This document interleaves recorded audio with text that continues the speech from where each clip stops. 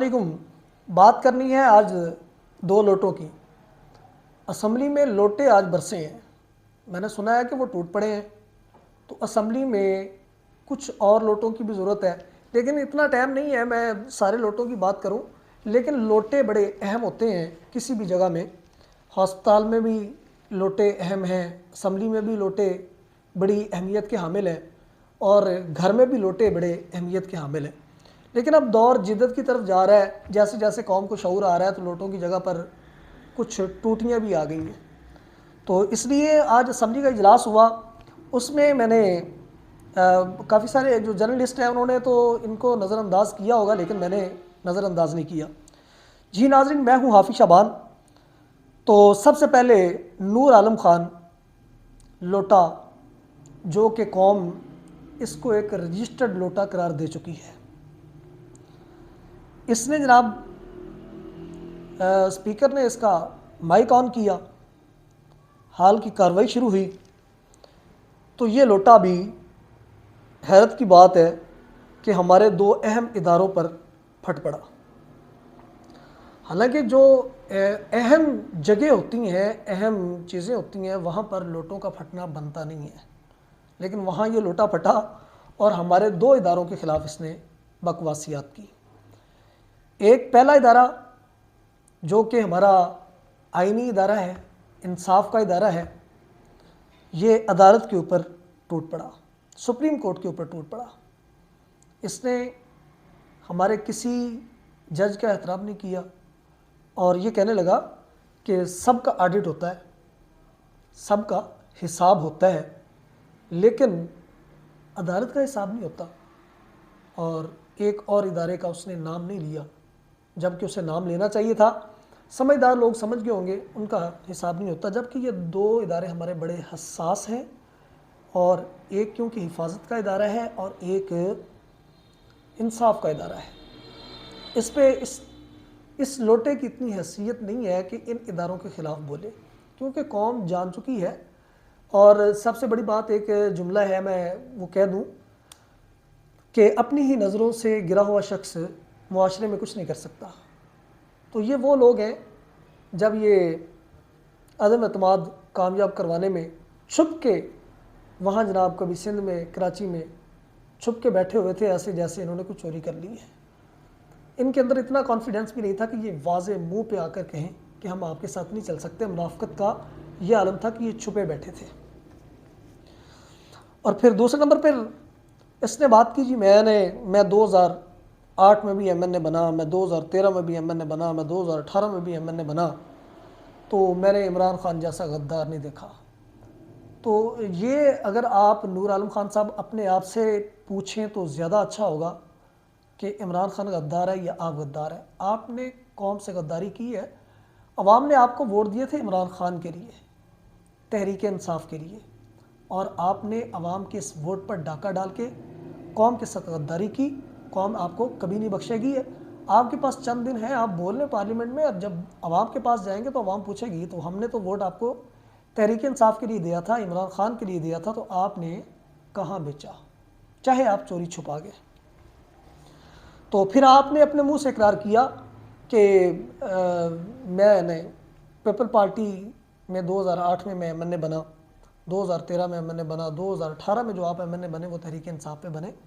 तो लोटे चेंज होते रहते हैं। ख़ान साहब से ये गलती हुई और उसकी मैं माज़रत करता हूँ कि ख़ान साहब ने कुछ लोटों को, आप जैसे लोटों को जो है ना वो शामिल किया और ट्रस्ट किया, एतबार किया, जबकि लोटों का कोई एतबार नहीं होता। ये जब टूटने पे आए तो ये टूट जाते हैं। और फिर आपने कहा कि जनाब नूर आलम ख़ान उर्फ लोटा साहब, आप मुझे बताएंगे कि आपने पार्लियामेंट में खड़े होकर कहा कि कप्तान साहब इमरान ख़ान ने 300 कनाल का जो घर बनाया है। मैं कहता हूँ यही सवाल आप एक कुर्सी पे बैठे जनाब हमारे वज़ीर आज़म से पूछें कि जाती उम्रा में किसने इतना बड़ा घर बनाया, महल्लात बनाए। फिर अगर आपकी गैरत गवारा करे तो आप मरीम नवाज़ साहबा से और शरीफ ख़ानदान से ये पूछें कि बाहर जो आप लोगों ने प्रॉपर्टीज़ ख़रीदी हैं और बाहर जो आप लोगों ने महल्लात बनाए हैं, वो कैसे बनाए हैं। इसी का हिसाब तो मांग रहे थे, तो वो चोर भागा है बीमारी का बहाना बना के, और वो बाहर बैठा है छुप के। 300 कनाल का घर कैसे बनाया, ये कौम के सामने इमरान खान वाजे कर चुका है और ये बता चुका है। आपको पता है कि इमरान खान की जो बीवी थी वो गोल्ड स्मिथ की बेटी थी। तो जवाइमा ने ये सारे डॉक्यूमेंटेशन दिखाएं, क्लियर करवाएं कि खान साहब को के साथ उन्होंने कैसे सपोर्ट की। और सेकेंडली शायद आपको ये भी पता होना चाहिए कि खान साहब ने ये भी कहा कि मेरी डेथ के बाद, पता नहीं खान साहब को अल्लाह उनकी उम्र में बरकत डाले, लंबी उम्र करे, अभी उनकी ज़रूरत है इस कौम को। तो उन्होंने ये लिखा है बाकायदा कि मेरे जाने के बाद ये चैरिटी में लगा दिए जाए, शौकत खानम को दे दिए जाए। तो चैरिटी इदारों को उन्होंने वक्फ कर दिया, क्योंकि वो 300 कनाल से प्यार नहीं है, इंसानियत से मोहब्बत है खान साहब को। फिर आपने कहा कि बुलेट प्रूफ गाड़ी जो है ना, बुलेट प्रूफ गाड़ी का जो शीशा है वो 5 लाख का बनता है। क्या मुझे बता सकते हैं कि बुलेट प्रूफ गाड़ियाँ कहाँ से आई? तो यही सवाल आप अपनी चेयर पे बैठे अपने साथ बैठे हुए बंदे से पूछें, और अपने सामने बैठे हुए जनाब स्पीकर से पूछें। और फिर गवर्नमेंट का ओहदा ना होने के साथ, कोई भी डेजिग्नेशन नहीं है गवर्नमेंट का, तो रियासती मशीनरी को इस्तेमाल करते हुए जो मरीम नवाज़ साहबा प्रोटोकॉल इस्तेमाल कर रही हैं, ये कोई उनसे पूछे कि बुलेट प्रूफ का शीशा कैसे बनता है। खान साहब पे तो लोग जाने कुर्बान करने के लिए खड़े हैं, तो ये बुलेट प्रूफ गाड़ी ये छोटी सी चीज़ है। बहुत बड़े बड़े लोग खान साहब पे पैसा क्या जान भी निशावर करने के लिए तैयार हैं। मेरे ख्याल से आपको समझ आ गई होगी। फिर आपने कहा कि खान साहब को ज़ीरो से हीरो बनाया गया। वो ज़ीरो से हीरो बने हैं। उसमें जनाब किसी का हाथ नहीं है, ना जनरल ज़ियाउल हक साहब का हाथ है, ना उसमें अयूब खान साहब का हाथ है, किसी का हाथ नहीं है। वो शख्स अकेला ही चला था जानिब मंजिल, और लोग मिलते गए, कारवां बनता गया। आप देख रहे हैं कि जब उसने तहरीक इंसाफ स्टार्ट की थी तो कोई सीट नहीं निकली। तो आप उसकी मेहनत को भी देखें। आपको बल्कि आप गूगल पे सर्च कीजिएगा, खान साहब की जो स्टार्टिंग की मेहनत है, वो डेरों पे जाके लोगों से मुलाकातें करते हैं। 2-2, 4-4 लोगों से उन्होंने मुलाकातें की हैं। बल्कि हमारे सिटी में भी आए थे तो ऐसे उन्होंने 2-2, 4-4 लोगों से मुलाकातें की। बड़ी मेहनत की। बल्कि उनके मेहनत की निशानी जो है ना, वो उनके जो कपड़े हैं वो आपको बता देंगे कि वो पसीने से कितने शराबूर होते थे। तो मेहनत अल्लाह पाक किसी की ज़ाया नहीं करते, क्योंकि इंसान जो कोशिश करता है वो उसे पा लेता है। तो आप ये इल्ज़ाम अपने आप को दें या किसी और को दें कि कौन कहाँ से आया है और किसको किसने हीरो बनाया है। वो कौम सब जानती है कि हीरो किसने बनाया। तो इस सवाल का जवाब भी आपको मिल गया होगा मेरे ख्याल से। कोई और दे ना दे, मैं तो आपको दे रहा हूँ। तो फिर आपने कहा कि हम जमहूरियत वाले लोग हैं। अभी जमहूरियत वाले लोग कहाँ से हो? तुम्हें कौम लोटा करार दे चुकी है, रजिस्टर्ड लोटे बन चुके हो।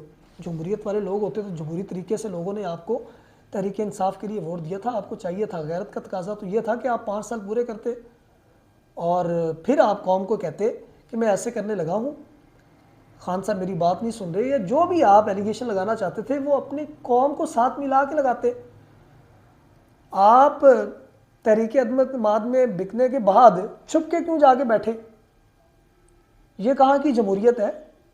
आप शाही लोगों के हवालों में जाके बैठ गए, शाही लोगों ने आपको जनाब जगह दी, ठीक हो गया। आप अपने हल्के में भी नहीं जा सके, क्योंकि आपको पता है कि आवाम लोटे लेके सड़कों पे निकल पड़ी थी। आप अपने बच्चों को मुंह नहीं दिखा सके। तो मेरे ख्याल से जमहूरी जो रवैया है वो आपको समझ आ गया होगा। और आगे अब इलेक्शन, अल्लाह करे इंशाल्लाह इलेक्शन होंगे, इलेक्शन का ऐलान हो गया है, तो अब आपका जो कॉन्फिडेंस है ना वो बड़ा लूज़ हुआ है।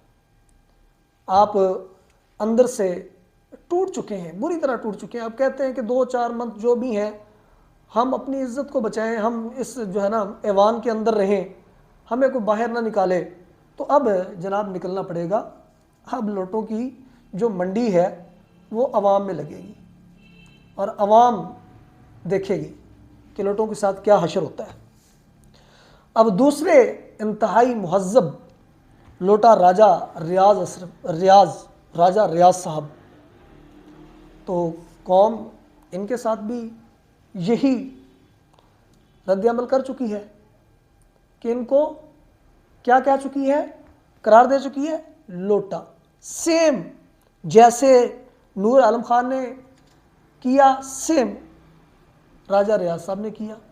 और राजा रियाज साहब ने भी कुछ सवालात किए। उन्होंने कहा जी परवेज़ इलाही को तो पता ही नहीं था असम्बली टूटने का, पता नहीं परवेज़ इलाही को क्या पिलाया गया, खिलाया गया, दस्तखत करवा लिए गए। भाई परवेज़ इलाही ने तो ये कहा कि मैं इमरान खान का सिपाही हूँ, जब हुक्म करेंगे हम असम्बलियाँ तोड़ देंगे, और ये चीज़ ऑन द रिकॉर्ड मौजूद है। तो इस तरह की बातें घड़ने से बेहतर है कि आप अपनी शनाख्त तो आप खो चुके हैं, लेकिन कौम को अब इस तरह के अल्फाजों से, आपके इस तरह के लफ्ज़ों से कुछ नहीं होने वाला। फिर आपने कहा कि इमरान खान मगरूर आदमी है। क्या मगरूर आदमी है इमरान खान के अंदर? गरूर वाली क्या चीज़ है, आप हमें भी बता दें, और लोग चाहने वाले हैं कप्तान के, उनको भी बता दें। क्या यही मगरूरियत है कि खान साहब ने लंगर खानों में जाके गरीब लोगों में बैठ के खाना खाया? कप्तान ने, इमरान खान ने जनाब चटाइयों पे बैठ के लोगों के साथ जो है ना इजहार यकजहती किया है। मट्टी के प्याले में कराची में जाके, ये फैज़ान मदीना वाले, उनकी वीडियो आज भी मौजूद है, मट्टी के प्याले में पानी पिया। ये इसे आप मगरूरियत कहते हैं, या आप इसे मगरूरियत कहते हैं कि आप सिर्फ सर में एक दर्द हो और इलाज करवाने के लिए आप लंदन चले जाएं? चेहरे का हुलिया बिगड़ रहा हो तो सर्जरी करवाने के लिए आप कहें कि पाकिस्तान में कोई ऐसा डॉक्टर ही नहीं है, पाकिस्तान में सर्जरी होती नहीं है। तो ये तो आप, जो लोग 30 साल बरसरे इक़्तिदार में रहे हैं, उनको अपने गिरबानों में झांकना चाहिए कि सर्जरी पाकिस्तान में क्यों नहीं होती। तो इस चीज़ का आपको जवाब मिल गया होगा जी। अब ये लोटा भी अदालत से सवाल कर रहा है, और अदालत से क्या सवाल कर रहा है? सॉरी, मेरी वीडियो लंबी होती जा रही है, बातें बहुत थी करने के लिए, और मुझे पता है कि आप लोग सुन रहे हैं। अदालत से ये सवाल कर रहा है कि अदालत ने जनाब इस तरह करना था कि KPK के वज़ीर आला को बुला के और पंजाब के वज़ीर आला परवेज़ इलाही को बुलवा के पूछना था कि क्या असम्बलियाँ आपकी मर्ज़ी से तोड़ी गई हैं। तो जनाब सुप्रीम कोर्ट के सामने, अदालत के सामने इन दोनों वज़राए आला के बयानात और दस्तखत मौजूद नहीं थे, जो इन्होंने असम्बली तोड़ने की असम्बली पे दस्तखत किए थे। तो आप कैसी बच्चों वाली बातें कर रहे हैं? क्या कह रहे हैं आप? और आप, अब आपकी हैसियत है कि आप अदालत से ये सवाल करेंगे? लोग आपका चेहरा देखना, आपको देखना भी गवारा नहीं करते। फिर आपने कहा कि ये आदमी फसाद चाहता है। फसाद ये नहीं चाहता, फसाद आप चाहते हो। जमहूरी रवैया ये है कि इलेक्शन करवा दिए जाए। आपके ही लीडर ये कहते रहे, जिनकी अब आप गोद में जाके बैठ गए हो कि असम्बलियाँ तोड़ें, हम इलेक्शन करवा देंगे। तो असम्बलियाँ तोड़ दी, फिर इलेक्शन आप क्यों नहीं करवा रहे? गलत बयानी कर रहे हो। कॉल ऑफ फेल में एक तो आपके तजाद है, दूसरे नंबर पे आप कह रहे हो कि ये फसाद चाहता है, वो तो अमन चाहता है। उसने कारकुनान को रोका।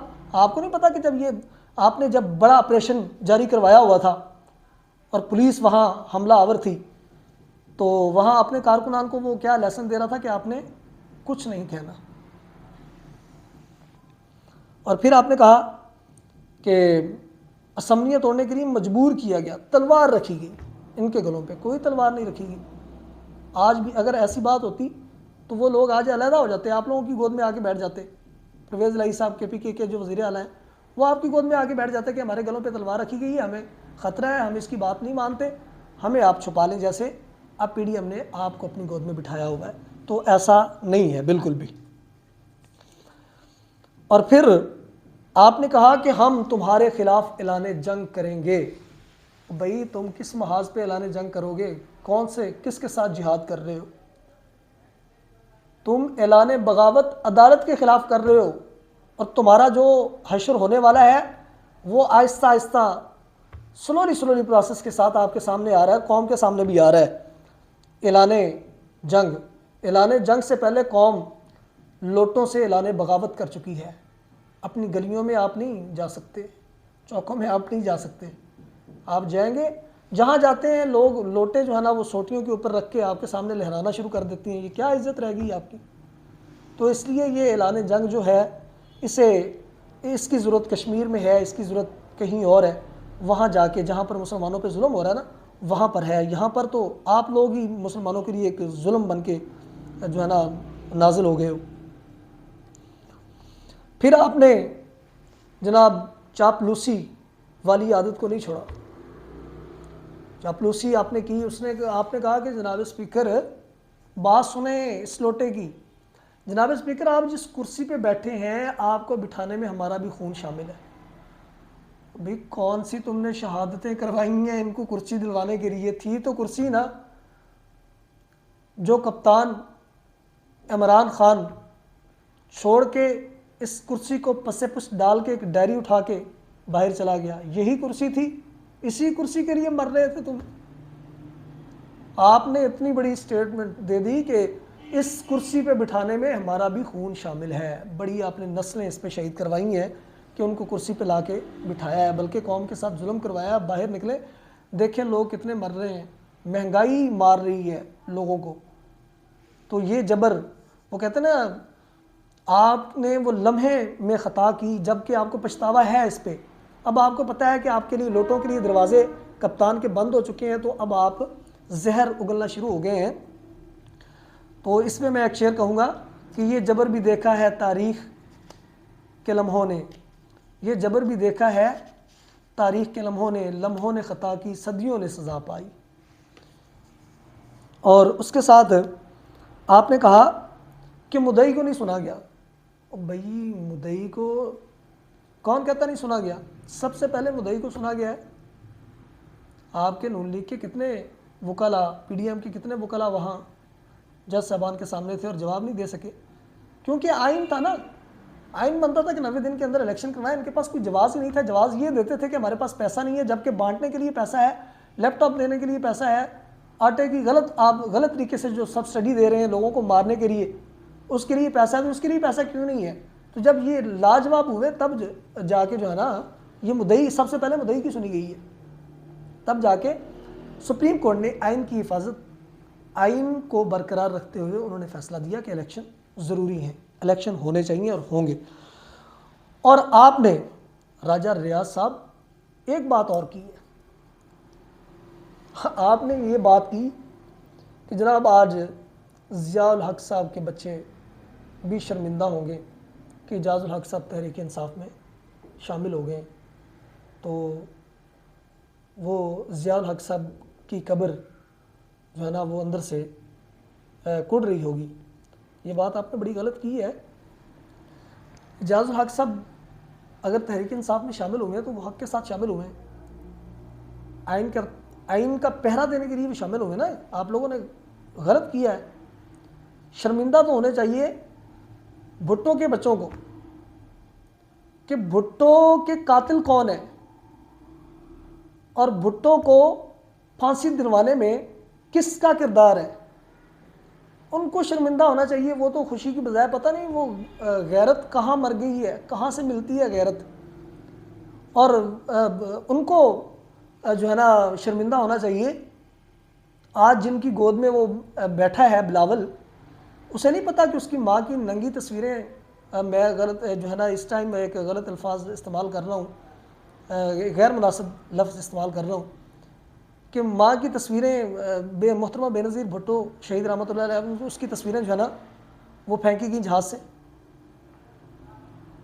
तो वो जहाज़ से जो तस्वीरें फेंकी गई हैं, तो वो जनाब ये कहाँ गैरत का तकाजा है कि माँ के ख़िलाफ़ इनकी जो है ना वो ऐलान जंग रही है।